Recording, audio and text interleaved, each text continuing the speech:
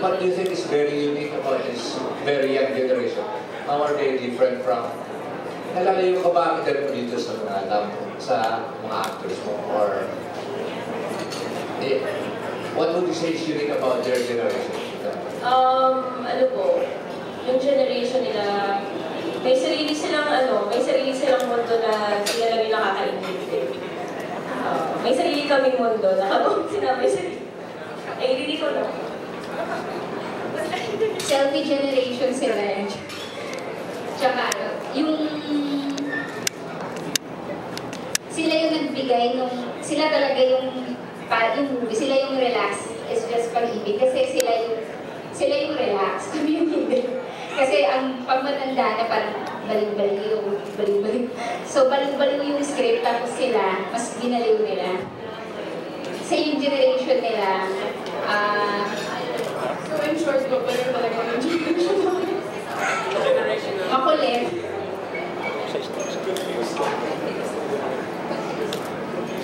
Video ko yan. Tapos na ba? Sa cast, anong in-enjoy nyo doing this film? Yung in-enjoy ko namin, yung during nag-shoot kami, dahil yun na po yung bonding namin together. Yun talaga eh. Tapos pag nag-take na kami, wala nang ilangan, hindi na po awkward. Mas nakatulong yun sa amin. Yun. Yun naman sila mahirap na trabaho. Yeah, and mas naging close po kami pag off-screen. Kasi si Nico po sobrang kulit. Tapos si Sofia rin po sila po dalawa. So nagdadala po sa kakulitan nila. Kakulitan nila ang tatlo.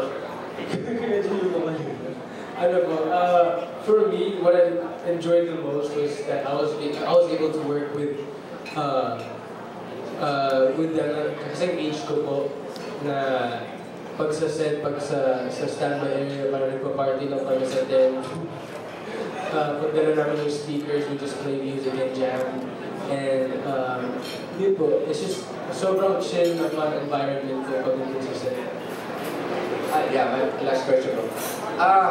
How different are you from your parents? And what would you say?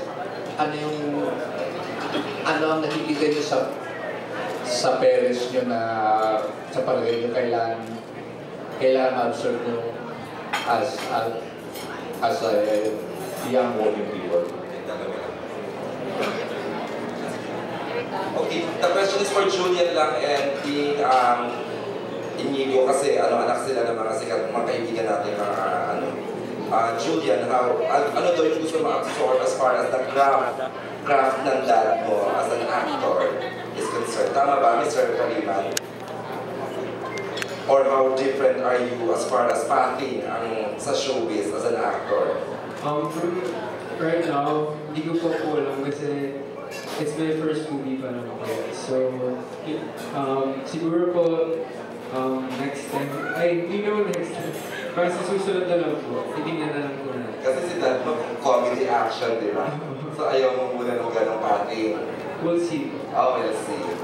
Inigo. Ako naman po, I feel like na, right now, like sabi ni Julian, hindi pa ako sure kasi we're still experimenting on what we're good at.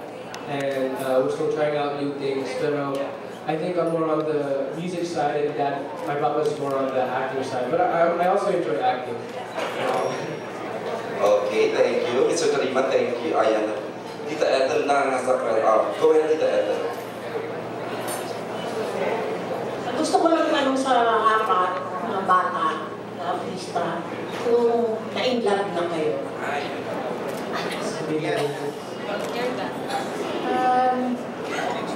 I think I'm the eldest among us four. Na-in-love na po ako dati. Ilang taon ka na? I'm 21. Sige. Kumusta naman yung relax ka lang ba o stiff ka? Relax naman po. Just got out of a breakup, but I'm doing fine. How old were you when you fell in love? I was 19. How about the boy? It was a 3-year relationship po.